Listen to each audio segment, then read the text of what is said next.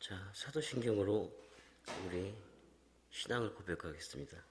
전능하사 천지를 만드신 하나님 아버지를 내가 믿사오며 그 외아들 우리 주 예수 그리스도를 믿사오니 이는 성령으로 잉태하사 동정녀 마리아에게 나시고 본디오 빌라도에게 고난을 받으사 십자가에 못 박혀 죽으시고 장사한 지 사흘 만에 죽은 자 가운데서 다시 살아나시며 하늘에 오르사 전능하신 하나님 우편에 앉아 계시다가 저희로서 산자와 죽은 자를 심판하러 오시리라. 성령을 믿사오며 거룩한 공예와 성도가 서로 교통하는 것과 죄를 사해 주시는 것과 몸이 다시 사는 것과 영원히 사는 것을 믿사옵나이다. 아멘. 찬송가 539장 찬송가 539장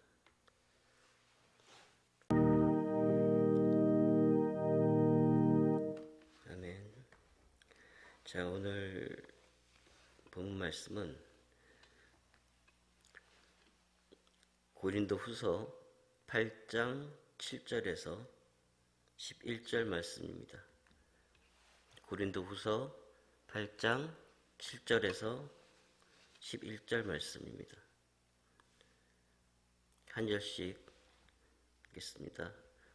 오직 너희는 믿음과 말과 지식과 모든 간절함과 우리를 사랑하는 이 모든 일에 풍성한 것 같이 이 은혜에도 풍성하게 할지니라.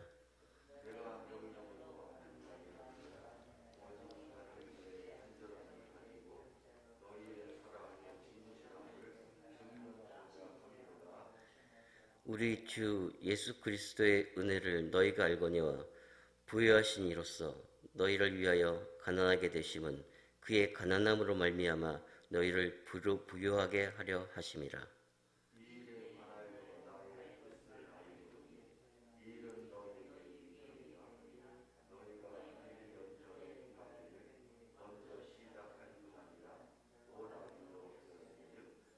다 같이 이제는 다른 일을 성취할지니 마음에 원하던 것과 같이 완성하되 있는 대로 하라. 아멘. 이 고린도후서 8장은 바울이 마케도냐 연보, 그러니까 구제, 나눔, 헌금 이런 예를 들면서 고린도 교회들에게 권고하는 그런 내용입니다. 구절을 좀 편한 말로 이야기하면 1, 2절에 마케도냐 교인들은 큰 환난의 시련을 겪으면서도 기쁨이 넘쳤고 극심한 가난에 쪼들리면서도 풍성하게 베풀었다. 7, 8절에 너희는 모든 일에 있어서 뛰어나다. 믿음에서, 말솜씨에서, 지식에서, 간절함에서, 우리와 여러분 사이의 사랑에서 그러하니 이 은혜로운 연보 생활에서도 뛰어나야지. 나는 이 말을 너희에게 명령으로 하는 것이 아니요 마케도냐 사람들의 열성을 말함으로써 너희들의 사랑도 진실하다는 것을 확인하려고 하는 거다, 이런 뜻인데, 명령으로 하는 것이 아니라는 말은 헌금을 강요하는 것이 아니다라는 것을 분명하게 밝히는 것이죠. 헌금이라는 기본적인 의미가 우리가 가진 물질의 모든 것은 하나님에게서부터 왔는데 그 감사한 마음을 돌려드리는 것이죠. 우리가 처음 은혜를 받으면 가장 먼저 일어나는 변화는 감사예요. 제가 기도 중에 예수님을 영접하고 체험을 하면서 은혜를 처음 받았을 때 그때 일어나는 마음의 감동이 감사예요. 감사. 1시간 동안 같은 기도만 반복해서 나왔어요. 그게 믿게 해주셔서 감사합니다. 이 기도만 나왔어요.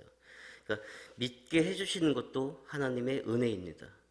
내가 믿고 싶어서 믿는 게 아니라 믿게 해주셔서 믿게 되는 거예요. 그것이 하나님의 은혜죠. 예수님을 영접하면 감사가 넘쳐 흐르게 됩니다. 그럼 뭐가 변해요? 그 감사함의 은혜에 보답하고자 하는 마음이 제일 먼저 헌금으로 나타난다는 것이죠. 바울이 마케도냐 사람들로 예를 든 것은 그들은 극심한 어려운 상황이었는데도 불구하고 기쁨이 넘쳤고 더 어려운 가난한 교회를 돕기 위해서 풍성한 연보를 했다. 하나님이 주신 은혜로 기쁨이 넘쳤기에 풍성한 연보를 할 수 있었던 거예요. 그러기에 연보, 즉 그 헌금은 강요를 해서도 안 되고 누구에게 보이려는 목적으로 해서도 안 되기 때문에 바울이 강요가 아니다라고 말한 것입니다. 지금 현대 교회들도 이 마케도냐 사람들을 보면서 교훈을 얻어야 될 것이, 현대 교회의 그 11조에 대해서 말들이 많아요. 11조 그 금액이 커질수록 아까워요. 10만 원 낼 때는 그냥 냈는데 이거 11조를 100만 원 내려고 하려니까 아까워요. 10배를 더 벌었잖아요. 10배를 더 벌었는데 벌면 벌수록 11조가 커져서 이걸 어떻게 내나 근심하기 시작해요. 다음에 11조 200만 원 낼 수 있기를 바라겠습니다. 만약에 누가 얘기를 한다면 물질을 풍성하게 벌라는 그 의미로 한 말도 아이고 그런 말 하지 마십시오. 큰일 날 소리 하고 있다고 그러는. 왜 그런 일이 생기느냐. 하나님께 받은 것에 감사함의 은혜를 모르니까 내 주머니에서 나가는 것만 생각하면서 아까워하는 거예요. 또 흔히 나는 가진 게 아무것도 없어서 나눠줄 것이 없어 라고 말하는데 성경에서는 그렇지 않다라고 말씀하고 있습니다. 마케도냐 사람들의 기쁨으로 한 것은 주님께 받은 은혜가 커서 그 받은 은혜를 돌려드리는 마음으로 하기 때문에 가난해도 더 가난한 사람의 기쁨으로 주님께 받은 은혜를 돌려드리는 마음으로 풍성하게 연보를 할 수 있었다는 것이죠. 그리고 이것은 결코 금액의 액수가 많고 적고에 대한 것을 이야기하는 것이 아닙니다. 이렇게 연보를 하는 것이 너희의 사랑의 진심인가를 증명하는 것이다라고 바울은 말합니다. 9절에 우리 주 예수 그리스도의 은혜를 너희가 알거니와 부요하신 이로써 너희를 위하여 가난하게 되심은 그의 가난함으로 말미암아 너희를 부요하게 하려 하심이라. 아멘. 예수 그리스도는 부요하신 이로써. 왜 부요하신 이에요? 예수님은 하나님이십니다. 세상을 말씀으로 창조하시고 무소부재하시고 전지전능하신 분이에요. 근데 예수님이 인간의 육신으로 오실 만큼 낮아지셨고 이 땅에 가난한 자로 오셨어요. 왕의 자녀로 태어나지 않았어요. 가난한 목수 요셉 마리아 가정에서 베들레헴, 그것도 마국간에서 태어나실 만큼 낮고 가난한 자로 오셨어요. 그의 가난함으로 말미암아 너희를 부요하게 하려 하심이라. 예수님이 가난하심으로 우리가 부유하게 되고 예수님의 채찍으로 맞음으로 우리가 나음을 얻고 주님께서 버림받으심으로 우리가 하나님께 선택받은 겁니다. 빌립보서 2장에 보면 그는 근본 하나님의 본체시나 하나님과 동등됨을 취할 것으로 여기지 아니하시고 오히려 자기를 비워 종의 형체를 가지사 사람들과 같이 되셨고 사람의 모양으로 나타나사 자기를 낮추시고 죽기까지 복종하셨으니 곧 십자가에 죽으심이라. 이런 예수님의 은혜를 받은 그리스도인은 기꺼이 자신이 가진 것을 내어줄 준비가 되어 있어야 하는 겁니다. 돈을 더 넣었다가 뺐다가 하여튼 빼니까 마음에 또 찔려. 그래서 또 다시 또 넣었다가 고민하다가 할 수 없이 내고 이런 마음으로 하지 말고 적던 많던 하나님은 즐겨내는 자를 사랑하신다니까 자기의 믿음의 분량대로 하면 됩니다. 고린도서 9장 7절에도 각각 그 마음에 정한 대로 할 것이요 인색함으로나 억지로 하지 말지니라고 하셨거든요. 10절 이 일에 관하여 나의 뜻을 알리노니 이 일은 너희에게 유익함이라. 너희에게 유익함이라. 창세기 6장 14절에서도 보면 하나님이 노아에게 방주를 지으라고 명하셨을 때도 너를 위해서 방주를 지으라 그랬지 하나님을 위하여 방주를 지라고 하지 않으셨어요. 원수를 사랑하라는 것도 결국에 우리를 위해서, 나를 위해서 원수를 사랑하시라고 하신 거잖아요. 왜? 안 그러면 그 고통스러운 마음을 계속 가지고 있어야 되니까.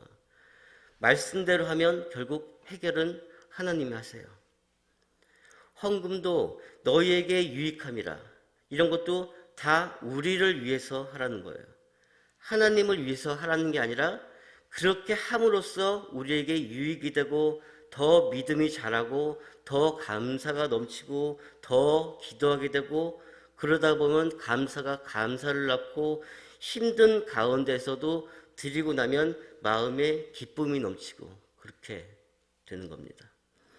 하나님의 말씀에 순종하면 하나도 옳지 않은 것이 없어요. 하나도 유익이 아닌 것이 없어요. 아는 목사님 교회에 어떤 여자분이 예배를 드리러 왔습니다.